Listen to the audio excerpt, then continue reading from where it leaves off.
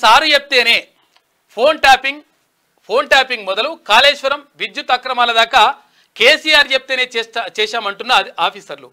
విచారణ కమిషన్ల ముందు స్టేట్మెంట్లు, బీఆర్ఎస్ బాస్ చుట్టూ బిగిస్తున్న ఉచ్చు అని చెప్పేసి ఒక వార్త కనిపిస్తూ ఉంది. చూసుకోరిగా ఇట్లుండదంట కథ.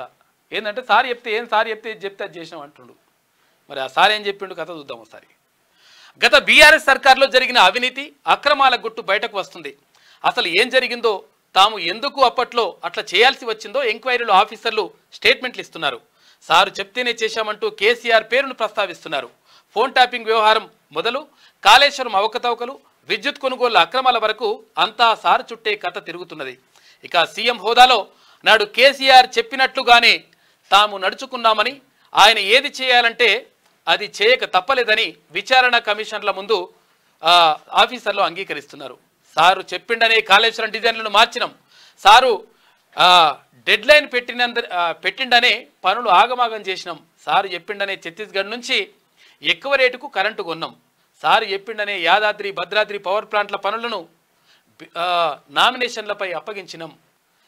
ఇట్లా ఎంక్వైరీ కమిషన్ల ముందు ఉన్నతాధికారులు, వర్క్ ఏజెన్సీలు కూడా చెప్తున్నాయి. ఇక ఫోన్ ట్యాపింగ్ కేసులో నిందితులుగా ఉన్న పోలీస్ ఆఫీసర్లు సైతం సారు ఆదేశాల మేరకే మేము అప్పట్లో ప్రతిపక్ష నేతలు, ప్రజా సంఘాల లీడర్లు ఇతర ఫోన్లు ట్యాప్ చేశామని ఇప్పటికే విచారణలో ఒప్పుకున్నారు. అయితే ఈ లెక్కన కాళేశ్వరం అవకతవకలు, విద్యుత్ కొనుగోలులో అక్రమాలు, యాదాద్రి భద్రాద్రి ప్లాంట్ల పనులకు నామినేషన్లపై అప్పగించిన వ్యవహారాలతో పాటు ఫోన్ ట్యాపింగ్ కేసులోనూ బీఆర్ఎస్ బాస్ మాజీ సీఎం కేసీఆర్ చుట్టూ ఉచ్చు బిగిస్తుందనే అభిప్రాయాలు వ్యక్తమవుతున్నాయి. అభిప్రాయాలు ఎందుకు బరాబర్ అదే జరుగుతుంది. అందరి నోట అదే మాట.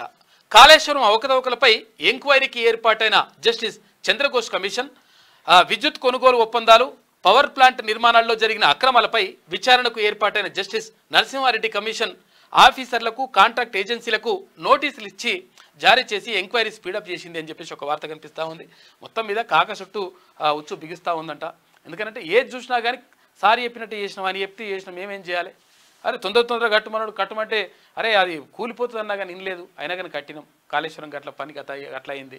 తర్వాత ఇక్కడ నుంచి కట్టవచ్చు సార్, అక్కడి నుంచి కట్టాలంటే లేదు ఇక్కడ నుంచి నీకేం తెలుసా, సపరేట్ కూర్చో అని చెప్పేసి చెప్పిండు, మేము ఇక్కడి నుంచే కట్టినాం, ఆయన చెప్పినట్టే చేసినాం అని అంటున్నారట.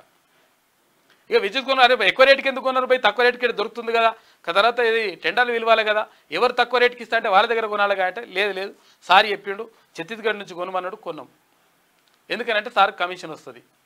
ఇంకో ఇట్లా ఇక తర్వాత ఏది ఫోన్ ట్యాపింగ్ సంబంధించి, ఫోన్ ట్యాపింగ్ చేసిన మీకు అనవసరంగా మీకేం పని లేదా, మనం లేదా, అసలు యాక్చువల్గా దేశ భద్రతకు సంబంధించి ముప్పు జరుగుతూ ఉంటే అటువంటి విషయాల్లో తప్ప ఎట్టి పరిస్థితుల్లో అది ఫోన్ ట్యాపింగ్ చేయొద్దు.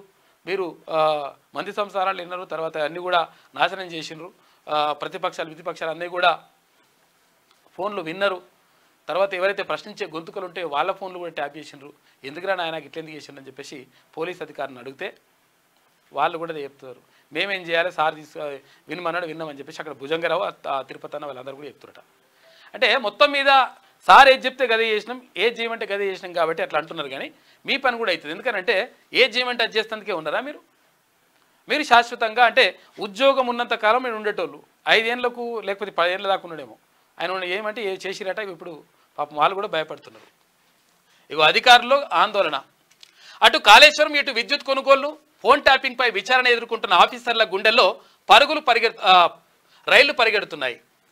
అప్పుడు పోస్టులో కంటిన్యూ అయ్యేందుకు, తల ఊపినందుకు ఇప్పుడు శిక్ష అనుభవిస్తున్నామని కొందరు ఆఫీసర్లు బహిరంగంగానే ఆవేదన వ్యక్తం చేస్తున్నారు. కమిషన్ల పూర్తి స్థాయి ఎంక్వైరీ తర్వాత అసలు దోషులు ఎవరన్నది బయటకు రానుంది అని చెప్పేసి ఒక వార్త కనిపిస్తూ ఉంది. ఏం చేయాలో అర్థమవుతలేదంటేగా, చేయమంటే ఏసీ బాగానే ఉన్నది కానీ ఆయన దిగిపోయిన తర్వాత ఇప్పుడు ఎంక్వైరీ జరుగుతుంది, ఏం చేయాలనో చెప్పాలనో అర్థమవుతలేదంట. విద్యుత్ కొనుగోళ్లపై విచారణలో ఏం చెప్పారంటే, ఇక ఛత్తీస్గఢ్లో చేసుకున్న పవర్ అగ్రిమెంట్పై జస్టిస్ నరసింహారెడ్డి కమిషన్ మాజీ సీఎండీలు, మాజీ స్పెషల్ ఆఫీసర్ సిఎస్ సహా 25 మంది పైన ఆఫీసర్లకు నోటీసులు పంపి విచారిస్తున్నారంట.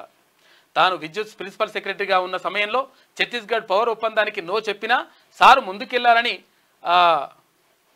కమిషన్ ముందుకెళ్ళిండంట. అట్లా అని చెప్పేసి కమిషన్ ముందు రిటైర్ ఐఏఎస్ సురేష్ చంద్ర అన్నట్టు తెలిసింది. ఆ ఒప్పందాన్ని వీలైనంత త్వరగా కంప్లీట్ చేయాలని నాడు సారు నుంచి ఆదేశాలు ఉన్నాయని సీనియర్ ఐఏఎస్ అరవింద్ కుమార్ కూడా స్టేట్మెంట్ ఇచ్చిండట. ఇక ఈ విషయంలో ఇతర ఆఫీసర్లకు కూడా సారు ఆదేశాలకు తగ్గట్టుగానే ముందుకెళ్లారని కమిషన్ ముందు వెల్లడించినట్లు తెలిసింది. ఇక యాదాద్రి భద్రాద్రి పవర్ ప్లాంట్ల పనులను నామినేషన్లపై అప్పగించడం వెనుక సారు పాత్ర ఉందని ఆఫీసర్లు చెప్పడంతో వారి స్టేట్మెంట్స్ ప్రాథమికంగా ఉన్న ఆధారాల మేరకే కేసీఆర్కు ఇప్పటికే జస్టిస్ నరసింహారెడ్డి నోటీసులు ఇచ్చిండ్రు. ఇక ఇది పరిస్థితి. ఏదైనా సార్ చెప్తే ఎట్లా చెప్తే గట్లనే చేసామని అనట. ఇక సార్కి ఇట్లా చేసిండు. సారు కారు 16 అంటే కారు అడిపోయా, తర్వాత కారు ఏమో మొత్తం ఎడిపోయింది. అది షెడ్డుకి ఏం షెడ్ అంటారు దాన్ని, షెడ్డుకు పోయింది కారు. తర్వాత ఇక 16 లేకపోయా, గుండు 0 అయిపోయాయి. తర్వాత సార్ పని ఏమో ఇట్లా ఆగమాగం అవుతుందట కథ. చూసుకోవాలి ఏమవుతుందో.